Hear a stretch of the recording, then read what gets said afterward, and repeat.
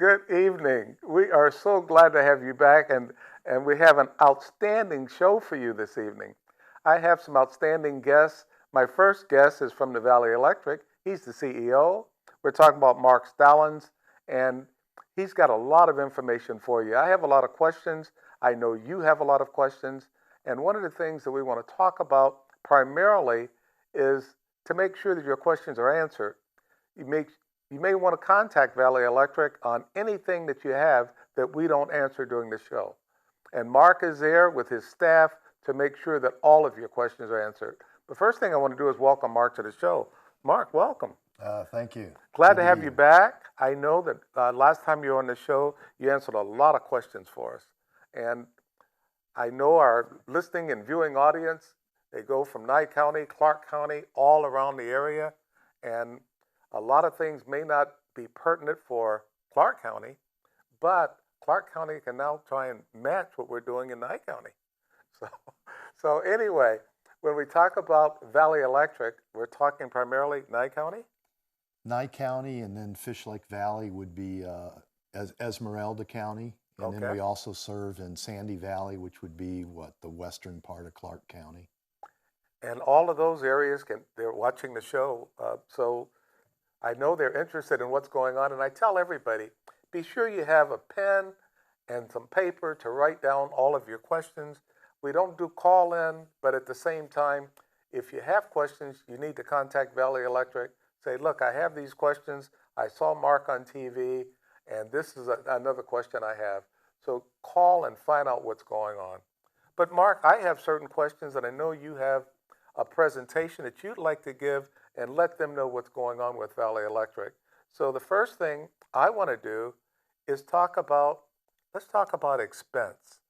Because so many people say, well, my power bill is going up, and how can I stop it? What can I do to help myself and help Valley Electric at the same time? What can you say about that? Yeah, that really is a great question. The best thing members can do, customers can do in Clark County, if you're served by a different utility, not a cooperative, the best thing you can do is make sure your home is energy efficient. And heat pump technology, if you're heating and cooling using a heat pump, the technology has advanced amazingly in the last Wow. 10 years. I just had a conversation with one of our members yesterday who changed out their heat pump, went from a SEER 10 up to a SEER 16, and that's a massive change in the efficiency of the unit. You get the same heating, cooling, but you use less energy. And Okay. so those are the best things you can do. A lot of times, sometimes it's sealing the ductwork in your ducts for the heating cooling system. It could be insulation in the attic. Okay. Could save money. Those are typically where the big savings are. And so that's the first thing to do. The other thing people can really think about is we have 3 different ways we bill people. And basically the members can make a choice. The traditional billing system would be I just pay every month whatever I use, Okay. and I pay the rate and I pay the bill. Another way is we call it budget billing. Some people call it levelized billing. What it does is you pay a levelized price. And we used to just take an average over 12 months and take that average price, average bill, and then apply it for 12 months. The problem with that approach is that at the end of the year, if you used less energy than you did the prior year, then you paid too much. And if you used more energy than you did the prior year, then you didn't pay enough. And so there was always this true-up period, and sometimes it was difficult to work the true-up, Gotcha. right? Okay. So what we're doing is we're changing to a rolling 12 budget billing, which means that if you choose budget billing, the bill you would receive next month would be the average of that bill plus the 11 prior bills. And so it just keeps rolling Gotcha. on Okay. a 12-month average, rolling 12-month average. I really like that.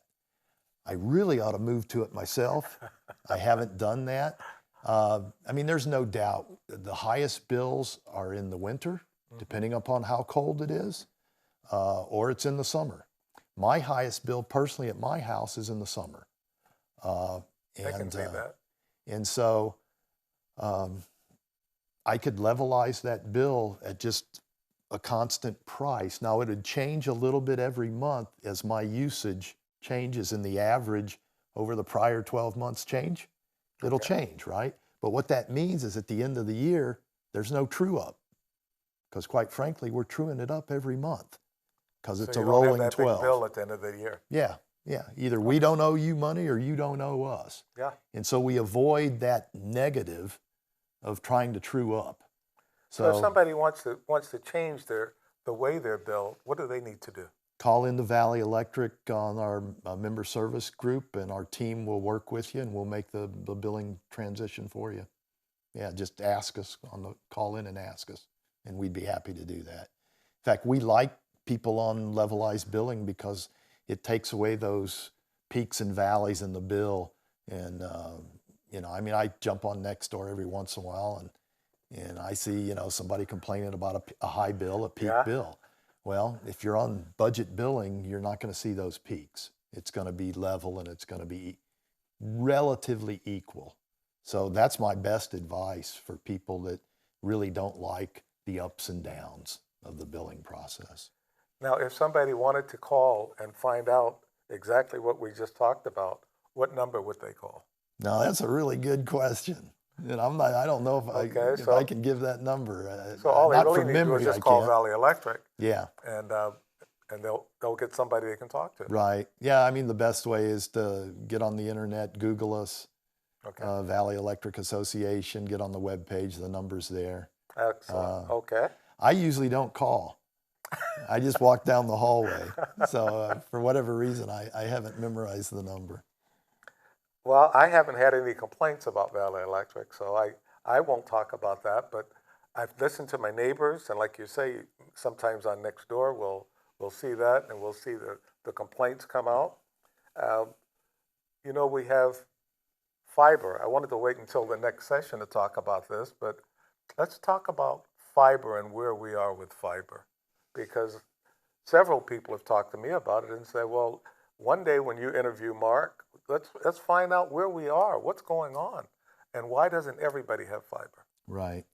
The fiber project, we launched it construction-wise. The construction began back in May. Actually, the design began in May of 22. The engineering, the contracts, all that work started in September of 22. Okay. And by May, the contractors were on site of 23.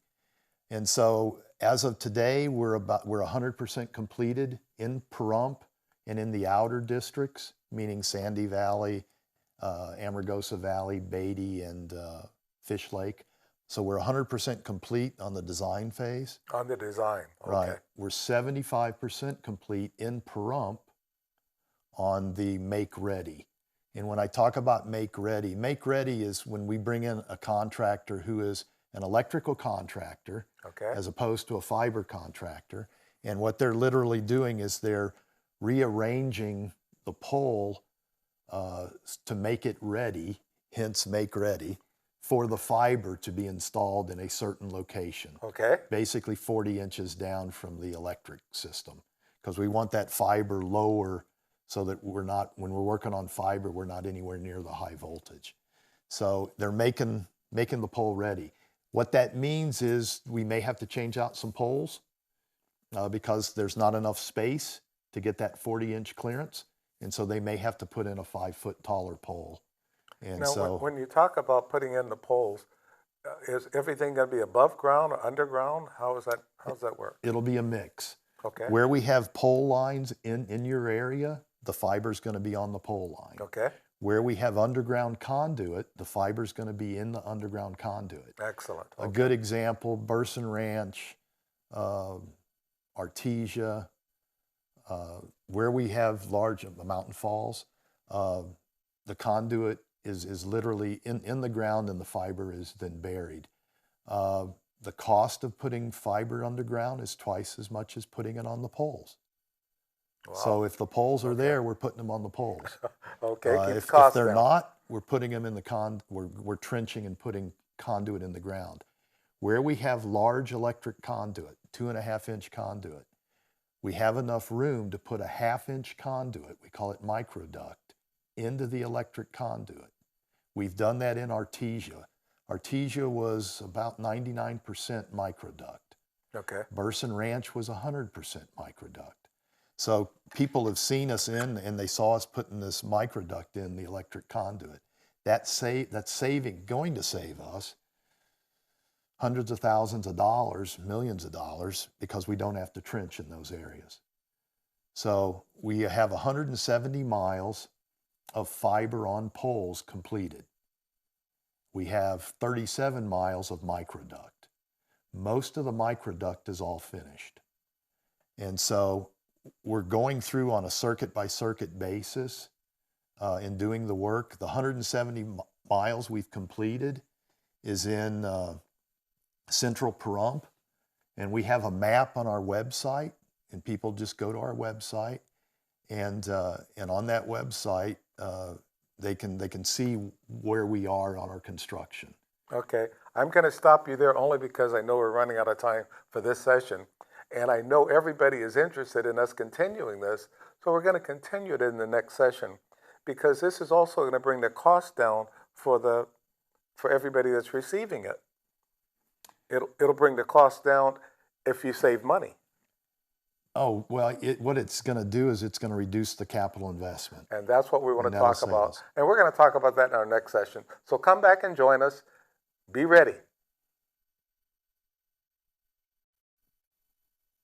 Welcome back. We're so glad to have you back with us. We were talking about fiber and where we are in the fiber program and how much we've completed and what it's going to do as far as when it is completed. What is that really going to do for us?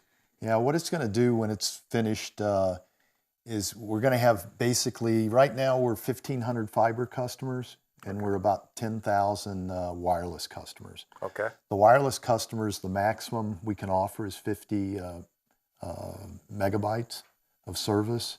And so with fiber, we can go up to 1 gigabyte, or we can go up to 2 gigabytes. For the customers who are 50 megabyte customers, and that's a $54.95 price, the price is going to stay at that $54.95, but it's going to increase to 100 megabytes up and 100 megabytes down when we're finished. Did you hear that? Now that is fantastic news. Yeah, that is good news. And it's just more service at the same price, more capacity. And then for the gigabyte, the price there is $79.95, and the 2 gigabytes is $99.95.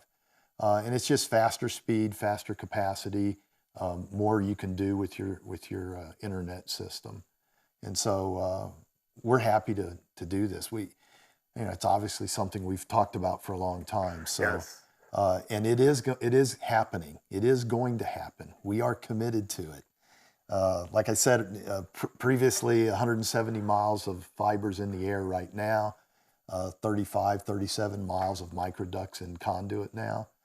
So it's going to happen. We're in central Pahrump, and I think at the last time we were talking about the map that you can go to on the website, and you can see where the construction is.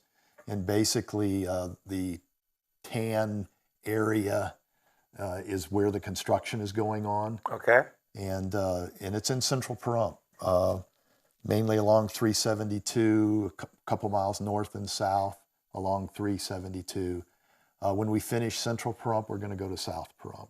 Okay. And the splicing and the service drop and the installation, those 3 stages follow in sequence. So the 170 miles that we have of fiber in the air, the next thing that's going to happen is they'll start splicing all that fiber together. Once they splice it, they're going to light it up with the electronics. And the electronics are in our substations. We put the fiber, and the broadband is in our subs. We've already got property. We got buildings, so we use them jointly together. So once you light it up, then we can start doing the drops. We've had delays getting the contractors through the Nevada State licensing process. Okay. So we are in conversation with the construction contractor who has their Nevada State license. They do splicing, they do service drop, and they do installation. So we're looking at getting that launched here in the next month or two. But they'll start in central Pahrump because they can't start splicing until the fiber's in the air, right? Okay, when you look at the overall program from beginning to end, how much longer before you're all complete and everybody is sitting back enjoying? Yeah. That's a great question, and everybody wants to know that question. We're monitoring the progress on it. We're always a little hesitant, right? Because things happen and sometimes timelines. I mean, our target. And we're going to hold you to it. Yeah, I mean, yeah, I come back later and you're going to say, hey, Mark, you told me it was going to Yes, be whatever, and it's not. I mean, roughly we've been saying 2 years. Okay. And we're, about 9 months in. And it really comes down, we've got to get the licensing approval process. The first contractor, it took 3 to 4 months to get them approved. We're on 6, 7, 8 months now. Okay. on the splicing and the service drop and the installation contractor, which is why we're now saying, going back to the contractor that's doing the construction and saying, hey, they bid on it. We didn't give them the bid, but quite frankly, we want them to do it because we won't have any further delay. Right. Okay. So we're hoping we can launch that real quick. Okay, so we've talked about fiber, and if you have any other questions about it, be sure to contact Valley Electric and say, look, I have some more questions about fiber. And because we're going to run out of time, I know you have some elections coming up for directors for the different districts. How is that going, and what's going on? Yeah, we have 2 elections this year out of the 7 districts which we serve. Beatty is going to have an election. There's one candidate running. He's our incumbent. It's Frank Jarvis. So that one's pretty well decided, right? Frank will most likely be reelected. Okay. District 7, we have 2 candidates that are running. District 7 is Central Pahrump. Michelle Caird is running again, and Neil Owens is running against her. Both outstanding candidates. And so that election for District 7 in Pahrump is going to be March 28th is when the district meeting is. It'll be at the VCC at our center there, right in our complex. District 3 election will be up at the Beatty Government Center there, Community Center. That's 2 days earlier on March 26th. So we're looking forward to those elections. We'll also have our district meetings during the month of March at all of our districts. And so we'll be sharing kind of the similar topics you and I are talking about today. I'm sure we'll have questions on that.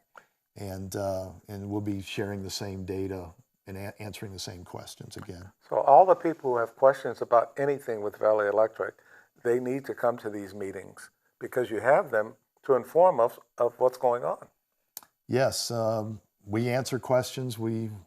Questions are really the best way we can talk to people. I mean, we can put things in the paper, we can stuff bills, we can put them in rural light, but quite honestly, the best communication is always face-to-face. Beautiful.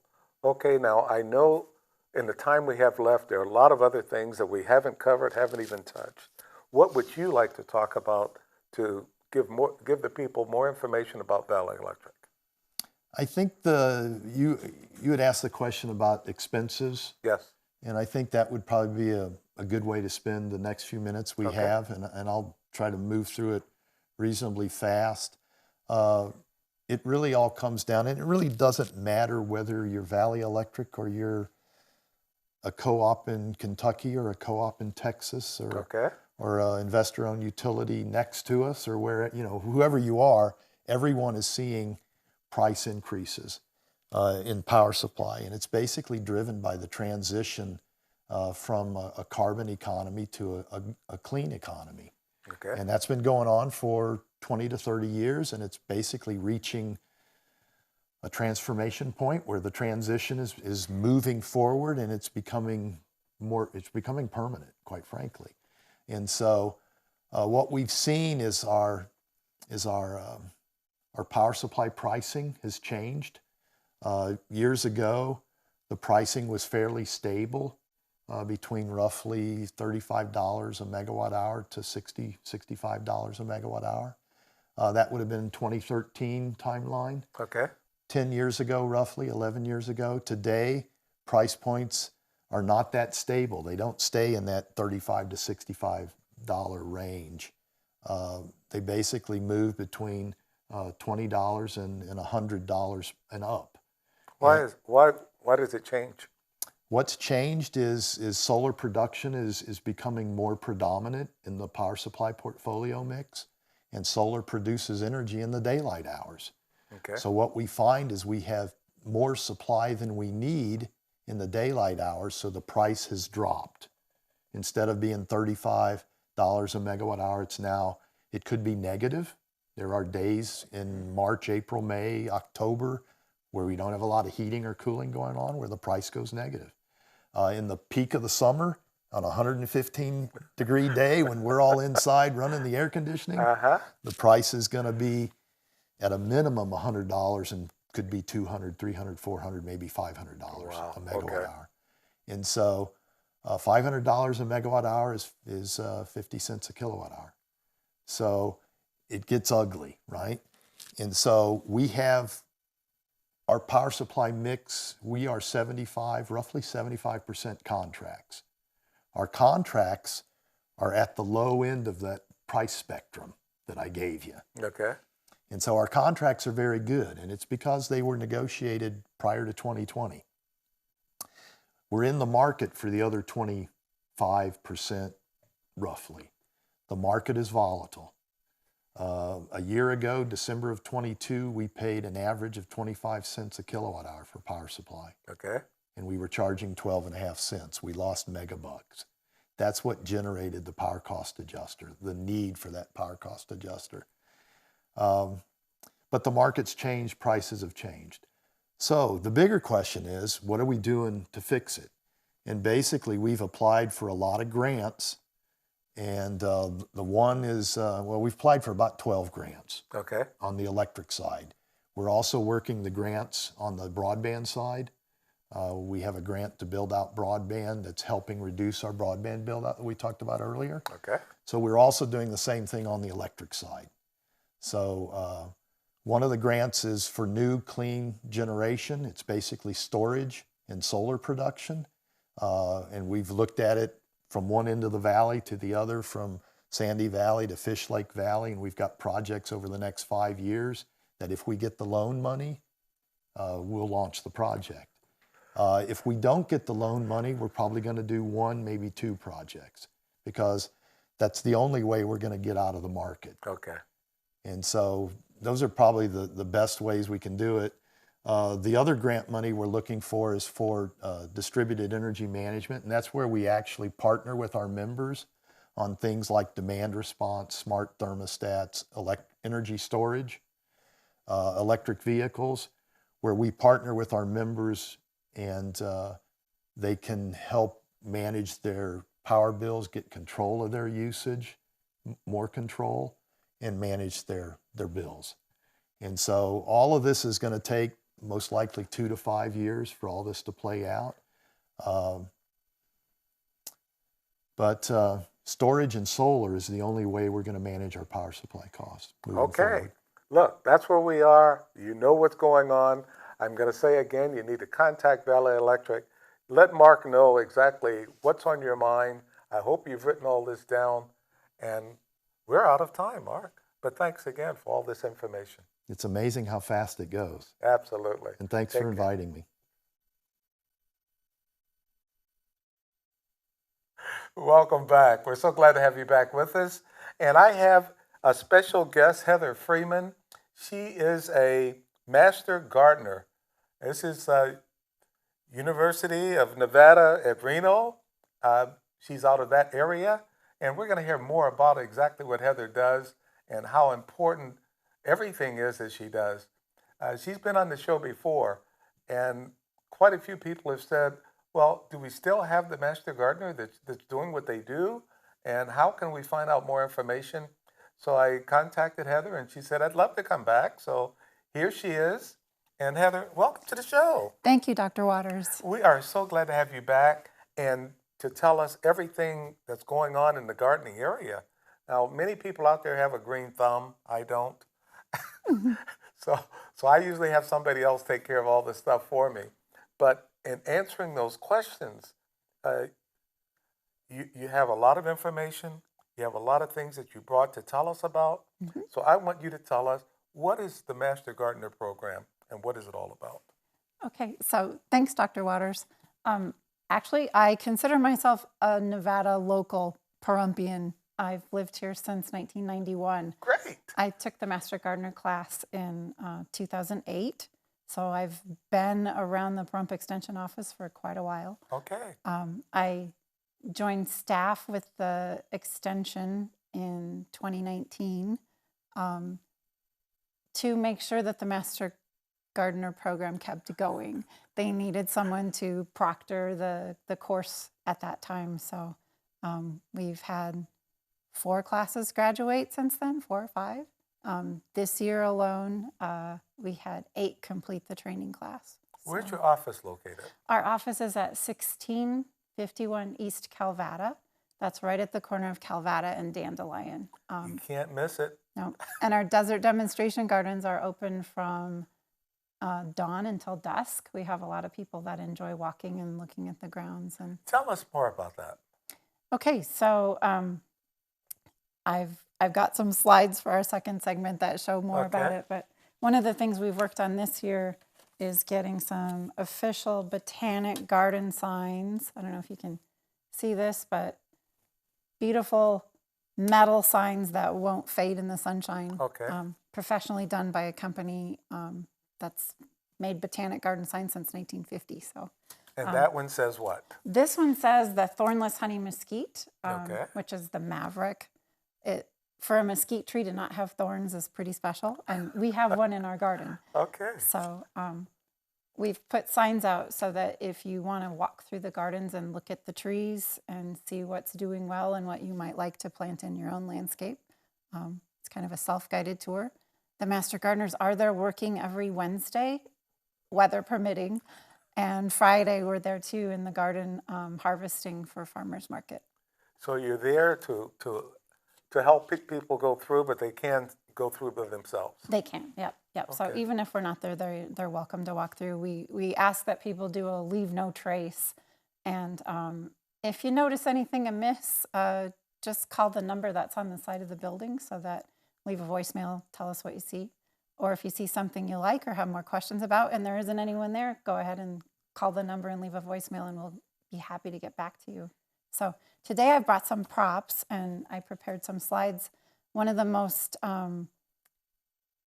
current things to be doing right now is seed starting. Okay. If people are wanting to have vegetable garden or flower garden, there are these little kits available for seed starting. It consists of a tray that you would fill with seed starting mix. Not quite the same thing as a potting soil. It's actually a soilless mix, so the seeds can get a good start. Now that's something I didn't know. Yeah, so tomato seeds, pepper seeds, and eggplant are the ones that most people would want to start indoors. You want to have those up and ready to plant before the first frost.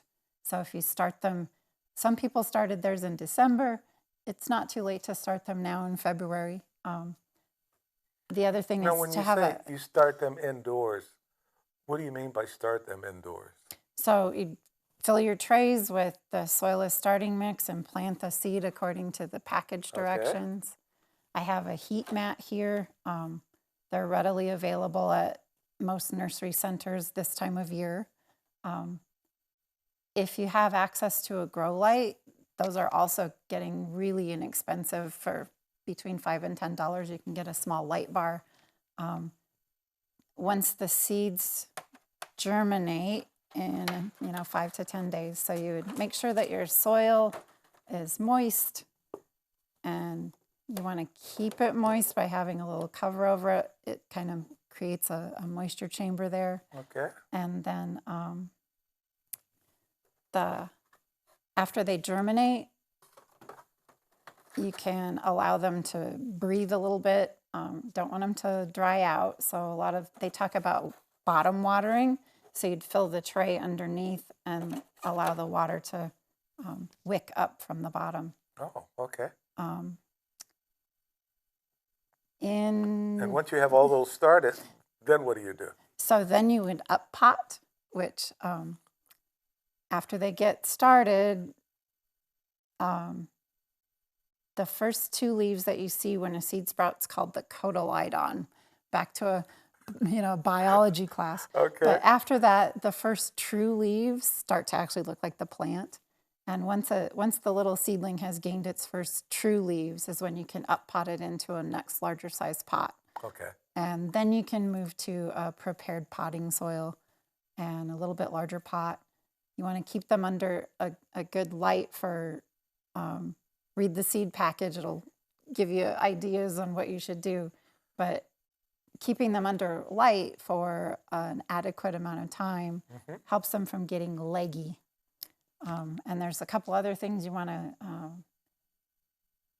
be aware of, and that is dampening off, which happens when bacteria can attack that little seedling. That's why you use a soilless potting mix that's sterilized. And then when you're ready to pot them out, you take them outside a little at a time, and that process is called hardening off. So you expose them to the outdoor air temperatures probably the week or 2 before you're ready to pot them out, a little at a time, so they don't succumb to sunburn, or if it's going to get cold at night. Tomato plants particularly do not like cold.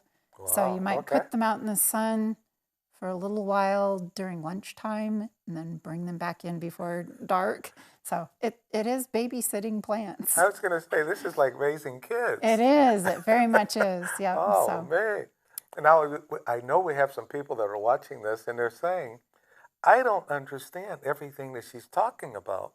So for those who are novices at everything you've talked about, where will they learn what you're talking about? So thankfully, the Extension has experts who have published publications, peer-reviewed, and those can be found on our website at extension.unr.edu under publications.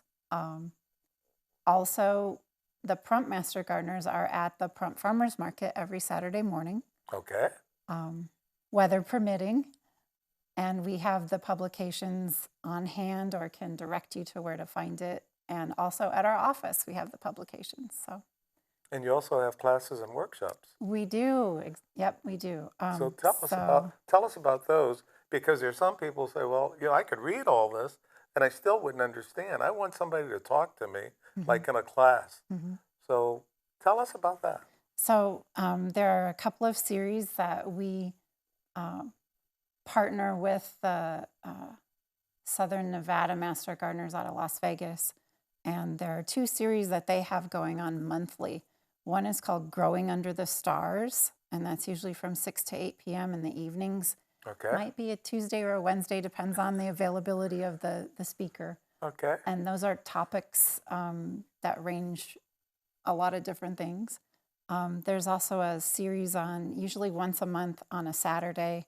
It's called Gardening in Small Spaces. And because that one is usually taught by an expert with a degree, those have a nominal charge of $10. Oh. And those can be found on Eventbrite. A couple of classes that we've had out here that we've hosted a live speaker. We've had John Zay from the Las Vegas Master Gardeners come out and talk about beekeeping 101 and 102.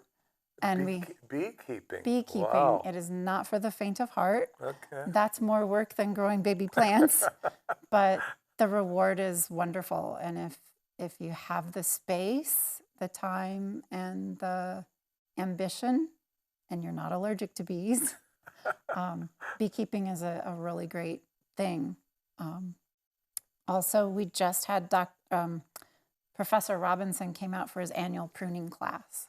So there's You know, when you talk about being a master gardener, and you talk about all the things you're doing with the seedlings, and reading the package. Now I can read the package, and I could probably do some of those, but I just I just don't know if I can do the rest of it. But I think there's so many people that are interested in what we can grow in our areas, Mhm. and you have all that information. We do. So you need to come out and see Heather and her crew and find out all the things that you're missing, whether it's from bees or whether it's from seedlings or anything else, things that you want to grow at home. And like she said, it's like raising kids. It is, yep. Oh, And the I think, satisfaction you get from harvesting your first crop of peas that you grew yourself, oh man, or kale or radishes. Those are all cool season seeds that you could direct plant in the ground right now. You don't have to start those inside, thank goodness. I can just imagine how just the satisfaction of being able to do it, Mm. but understanding what it is you're doing. That's what they're going to teach you. So, well, in the next session, we're going to be talking about how you can sign up for the classes, where you go for the classes, and she's already talked a little about the cost, which is minimal cost, and it's just so much. I think it's just fantastic. Just the fact that you're talking about this, and there's so many people out there that I know are interested. So we need to have more information from Heather. Heather's going to come back in our next session and tell us more. So be sure to write down all of this information so you can contact her and find out exactly what's going on in the Master Gardener program. Come back and join us. Welcome back. We're so glad to have you back with us. This is our final session for today. And one of the things that we always talk about is the fact that we have outstanding guests. And our guest is back with us again. That's Heather Freeman. She's a master gardener. She's the coordinator. And she's already talked about some of the things if you want to become a master gardener or a gardener. She's talked about some of the things that you can do. And it's not easy. You say it's not for the faint of heart. But I think anybody who's interested in growing anything would be interested in this. So yes, there are a great many health benefits to getting outside and growing your own food. You know where it came from. Fresh picked is better than sitting in a truck for days. I hadn't heard it put that way, but you're absolutely right on that. Okay. So as I said last segment, we do have some one-off classes, growing under the stars, gardening in small places. There's also some that are broadcast out of our master gardeners up at the Washoe County office. They do Grow Your Own Nevada. Oh, okay. And there's some webinars that are available through Multi-State Extension that partners with Idaho and Utah on some just general gardening topics. Like the last one we just did was on borers and bark beetles. So borers are the larva of a beetle that will get in and attack the tree from the inside out, which can be detrimental to fruit trees. So the next one-off class that we have coming up is on vermicomposting. So when you buy this little container of red wiggler worms at the nursery, what do you do with it? That's a good question. Go ahead. If you have a worm bin, you can take and raise your own indoor or during temperate months outdoor composting. You feed it your kitchen scraps and some shredded newspaper or shredded brown paper grocery bags, and the worms will turn it into a lovely compost for you, which you can then use in your garden. So this was, grown, or should I say harvested from the vermicomposting bin that we have over at the extension. So they just eat your kitchen scraps like potatoes and carrot peelings in your coffee grounds. So it's a way to be environmental. I am learning so much today. This is fantastic. And speaking of environment, we have the Earth Day Festival coming up. Well, great. Okay. That's going to be down at the Bobrood Community Center in Petrick Park. It's a multi-agency event. Master gardeners and 4-H will be participating.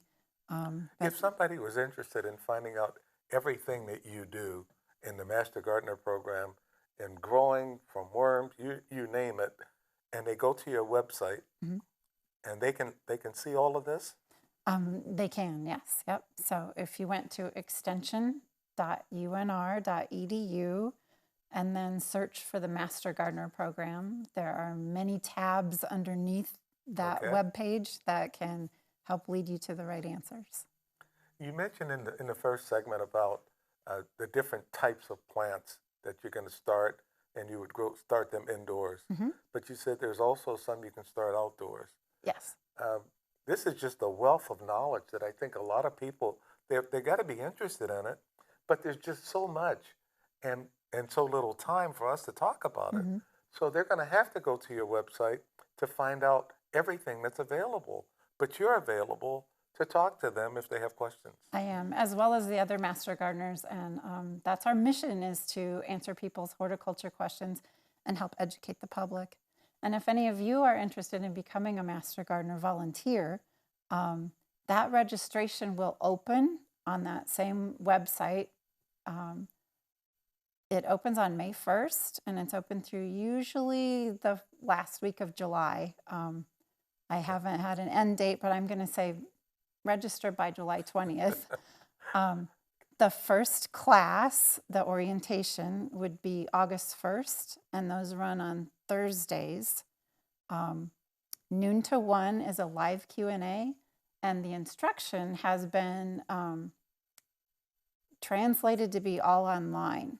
So there are saved video presentations and some saved chapter readings.